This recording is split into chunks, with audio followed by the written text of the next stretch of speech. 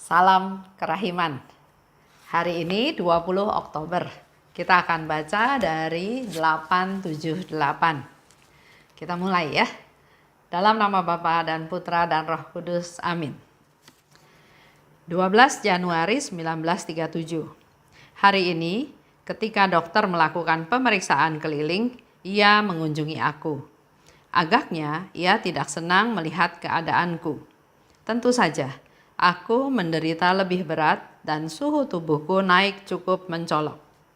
Oleh karena itu, ia memutuskan bahwa aku tidak boleh turun untuk menyambut komuni kudus sampai suhu tubuhku menjadi normal. Aku berkata, baik. Meskipun rasa sakit mencekam hatiku, tetapi aku berkata bahwa kalau aku tidak demam, aku akan pergi. Ia setuju. Ketika dokter pergi, aku berkata kepada Tuhan, Yesus, sekarang terserah kepadamu apakah aku akan pergi atau tidak. Dan aku tidak berpikir mengenai hal itu lagi meskipun gagasan ini terus mengganggu pikiranku. Aku tidak boleh memiliki Yesus. Tidak, itu tidak mungkin. Dan tidak hanya satu kali tetapi beberapa hari. Sampai suhu badanku turun. Tetapi pada petang hari aku berkata kepada Tuhan, Yesus, kalau komuniku menyenangkan hatimu, dengan rendah hati kami mohon, berilah agar besok pagi suhu tubuhku normal. 878A ya. Ini terjadi pada tanggal 12 Januari 1937. Waktu itu Suster Faustina ada di rumah sakit, sakitnya makin parah. Dan seperti biasa, dokter melakukan pemeriksaan keliling. Ya, dia mengontrol setiap pasiennya yang ada di rumah sakit. Dan dia juga mengunjungi Suster Faustina. Di situ dikatakan, agaknya ia tidak senang melihat keadaanku. Karena dokter pasti berharap pasien yang dirawatnya menjadi sembuh, minimal membaik. Sedangkan Suster Faustina malah semakin parah, semakin menderita, bahkan suhu tubuhnya katanya naik ya, secara mencolok. Kalau kita lihat kondisinya Suster Faustina ya, dia sedang sakit parah. Badannya sangat lemah, bahkan dokternya nggak kasih izin dia untuk turun untuk menerima komuni. Kalau kita lihat seperti ini ya, dia walaupun sakit parah, dia tetap berusaha melakukan tugasnya, menulis apa yang dialaminya, apa yang terjadi, komunikasinya dengan Tuhan, apa yang Tuhan katakan, semuanya dia masih menulis. Dia masih melaksanakan tugas. Artinya walaupun sakit parah, walaupun lemah sekali, tapi dia tetap berusaha melaksanakan apa yang harusnya dia lakukan. Dikatakan di situ, aku menderita lebih berat ya, dan suhu tubuhku naik secara mencolok. Akhirnya dokter melarang, nggak boleh turun dari ranjang untuk terima komuni. Dan Suster Faustina taat. Dia katakan, baik. Ya. Dan kemudian terjadi negosiasi. Kalau suhunya sudah normal, maka saya mau sambut komuni. Dan dokter setuju ya. Jadi sudah ada kesepakatan. Setelah dokter itu pergi, dia katakan kepada Yesus, Yesus, sekarang terserah kepadamu. Apakah aku akan pergi atau tidak? Dan aku tidak berpikir mengenai hal itu lagi meskipun gagasan ini terus mengganggu pikiranku.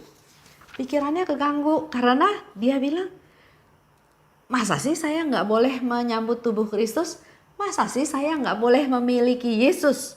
Dia bilang, nggak mungkin. Ya, jadi kerinduan Suster Faustina untuk menerima tubuh Kristus, untuk bersatu dengan Kristus begitu besar. Jadi kalau nggak boleh terima komuni, menurut Suster Faustina, nggak mungkin ya. Nah, kita coba berpikir sebaliknya. Kalau Yesus ingin bersatu dengan manusia, ingin bersatu dengan Suster Faustina, ingin bersatu dengan saya misalnya ya, Kan harusnya saya sembuh, kata Suster Faustina ya. Harusnya suhu badan saya normal, karena kalau suhu badan saya normal, maka saya bisa turun dari ranjang, saya bisa menyambut komuni. Dan kalau memang Tuhan mau bersatu dengan saya, ya harusnya Tuhan bisa lakukan sesuatu supaya suhu badannya menjadi normal. Tapi kenyataannya sekarang adalah saya sakit, suhu badannya tinggi, dan saya nggak boleh terima komuni. Dalam pikirannya yang dia bilang mengganggu pikirannya adalah, apakah saya nggak boleh memiliki Yesus? Dengan nggak menerima komuni kan otomatis nggak menerima Yesus ya.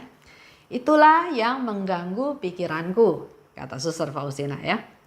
Sekarang kita ambil contoh dalam kehidupan kita sehari-hari. Mudah-mudahan ini bisa menjadi contoh juga ya. Suami istri menikah, tanpa sepengetahuan istrinya, suaminya selingkuh dengan perempuan lain, bahkan sampai punya anak. Mula-mula si istri ini mau marah, meminta pertanggungan jawab si suami, kenapa nggak setia, dan juga dia mau datengin si perempuan itu karena sudah menggoda suaminya sampai suaminya melakukan perbuatan yang melanggar perintah Tuhan dan bahkan sampai punya anak. Jadi dia lagi berpikir dari sisi dia. Dia dihianati, dia dijahatin, dia dibuat menjadi sedih, kecewa, marah ya. Tapi pada waktu dia melihat anak dari si perempuan itu, dia mulai berpikir lain. Dia berpikir, kalau saya tegur mamahnya, kalau saya larang suami saya datang ke perempuan itu lagi, kalau saya membuat ultimatum, mungkin suaminya kembali. Tapi anak itu kan jadi nggak punya ayah. Padahal anak itu nggak salah apa-apa. Dia nggak tahu apa-apa, dia juga nggak tahu bagaimana cerita mamahnya dengan si bapak ini. Tapi yang pasti kan dia sudah lahir ke dunia, yang harusnya punya ayah dan punya ibu. Kalau ayahnya diambil berarti anak ini kan nggak punya ayah. Setelah dia berpikir seperti itu, maka dia masuk ke satu pemikiran yang baru, saya maafkan suami saya. Biar supaya anak itu tetap punya ayah. Dengan harapan dia melakukan hal itu, suaminya sadar bersalah dan bertobat. Ya. Tapi ternyata nggak terjadi seperti itu. Suaminya selingkuh lagi sama perempuan lain. Nah di situ si istri ini bertanya pada Tuhan, Tuhan, saya sudah mengampuni suami saya sudah berusaha memaafkan dia, saya sudah berusaha melaksanakan firman Tuhan untuk mengampuni, untuk tidak membuat orang lain menjadi lebih susah, untuk supaya anak itu tetap punya ayah. Dia sudah berkorban. Oke, saya berkorban.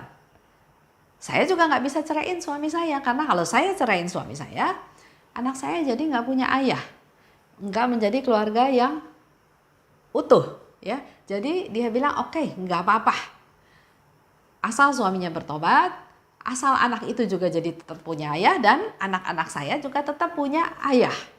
Tapi yang terjadi, si laki-laki ini selingkuh lagi dengan perempuan lain, sehingga dia di situ bertanya, seolah-olah Tuhan nggak sayang sama saya, Tuhan nggak jaga saya, Tuhan nggak lindungi saya harus berkorban atau harus menderita sampai seperti apa? Tapi kalau dia refleksi lagi, nggak mungkin Tuhan nggak sayang sama saya. Tuhan itu maha pengasih, Tuhan itu maha baik, Tuhan itu penuh cinta kasih. Jadi nggak mungkin Tuhan nggak sayang sama saya ya. Jadi tadinya fokus saya menderita, saya susah, saya dirugikan. Cara berpikirnya dia rubah dengan berpikir yang positif. Apakah dengan begitu Tuhan gak sayang sama saya? Gak mungkin. Tuhan sayang kok sama umatnya. Dan pasti Tuhan juga sayang sama saya. Jadi dua hal yang berbeda ya. Apa yang dia alami gak berkaitan dengan Tuhan gak sayang sama dia. Dia tetap punya iman, dia tetap punya keyakinan Tuhan sayang sama saya. Jadi udah mulai berpikir positif. Nah, begitu pula dengan, kita lanjut ceritanya Suster Faustina. Dia katakan, saya nggak terima komuni, masa saya nggak terima Yesus? Nggak mungkin juga. Saya nggak terima Tuhan, karena dia tahu Yesus sangat ingin bersatu dengan manusia, sangat ingin bersatu dengan Faustina. Ya, dikatakan lebih lanjut, Yesus, kalau komuniku menyenangkan hatimu, dengan rendah hati aku mohon, berilah agar besok pagi suhu tubuhku normal. Ya. Jadi dia tetap punya pemikiran yang optimis, percaya bahwa Tuhan itu baik, Tuhan itu mau bersatu dengan Suster Faustina. Tuhan tidak membiarkan Suster Faustina tidak menerima Yesus. Maka yang dikatakan, kalau komuniku menyenangkan hatimu, dengan rendah hati aku mohon. Jadi enggak maksa, enggak marah, enggak suruh ya. Dengan rendah hati aku mohon, berilah agar besok pagi aku normal suhunya, supaya dia bisa menerima tubuh Kristus. Nah, dengan rendah hati aku mohon. Tidak memaksakan kehendak. Dan dia juga enggak bilang, Tuhan sembuhkan saya saat ini juga. Dia katakan, besok pagi kalau Tuhan kehendaki saya jadi normal suhunya. Jadi sepanjang malam dia masih merasakan sakit, masih menderita. Dia enggak minta sekarang ya. Jadi kebutuhannya kapan? Kebutuhannya besok pagi untuk menerima komuni. Sehingga dikatakan, besok pagi suhu dia normal supaya dia bisa menerima komuni. Jadi jelas ya, permintaannya itu jelas ada tujuannya. Nah, itu boleh dibandingkan dengan kita. Kalau kita berdoa sama Tuhan, biasanya kan ingin doanya cepat dijawab. Tuhan, saya minta ini. Dan pengennya langsung dijawab saat itu juga. Di sini Suster Faustina memberikan contoh berdoa. Contoh doa permohonan. Dia mohon supaya besok pagi. Jadi bukan sekarang. Kalau besok pagi berarti dia tetap masih menderita demam, menderita sakit. Dia terima, dia alami. Gak apa-apa. Yang penting besok waktu dia mau menerima komuni, suhu tubuhnya normal. Dan itu semua dia panjatkan dengan sesuatu permintaan yang terserah Tuhan. Bukan yang harus ya. Tuhan saya sudah doa, Tuhan saya sudah novena, Tuhan saya sudah ini, sudah itu. Bukan harus, tapi terserah Tuhan. Contoh, mungkin Bapak Ibu juga sudah pernah dengar. Saya mau cerita sedikit, waktu itu saya alami waktu saya pergi tur. Dengan kelompok tur pergi ke Cina. Ya. Hari pertama sampai di Cina, mau ke hotel, itu tiba-tiba saya ngerasa sakit sekali saluran kemih saya ya. Badan udah panas dingin dan saya merasa saya nggak menahan pergi ke toilet ya. Tapi kenapa saya tiba-tiba merasakan seperti itu? Betul-betul sakit, demam ya. Saya juga nggak bawa obat karena memang hampir dikatakan udah nggak pernah sakit itu lagi ya. Saya bilang sama teman, waktu itu masih di pesawat, saya bilang sama teman, kamu bawa obat nggak untuk mengatasi demam, infeksi? Tiba-tiba dia bilang, iya saya bawa. Saya nggak tahu obat ini cocok atau enggak, tapi sebelum pergi, saya memang minta pergi ke dokter dan minta dibawain beberapa obat. Obat sakit perut, obat demam, beberapa obat ya. Aduh puji Tuhan, bersyukur ya, saya bilang saya minta obatnya. Tapi ternyata nggak ketahan ya, sakitnya sakit, betul-betul sakit. Bahkan waktu sudah mendarat, waktu itu masih di pesawat, saya nggak bisa tahan lagi, saya harus ke toilet di pesawat. Sementara semua penumpang udah pada berdiri mau turunin kopernya karena mau turun dari pesawat. Saya berusaha jalan mendekati toilet di belakang, tapi karena di dalam pesawat itu banyak orang Cina daratan ya, yang nggak ngerti ngomongnya, saya juga nggak bisa ngomong sama mereka, tapi mereka nggak mau kasih jalan. Padahal saya udah keringetnya udah besar-besar, udah sangat kesakitan.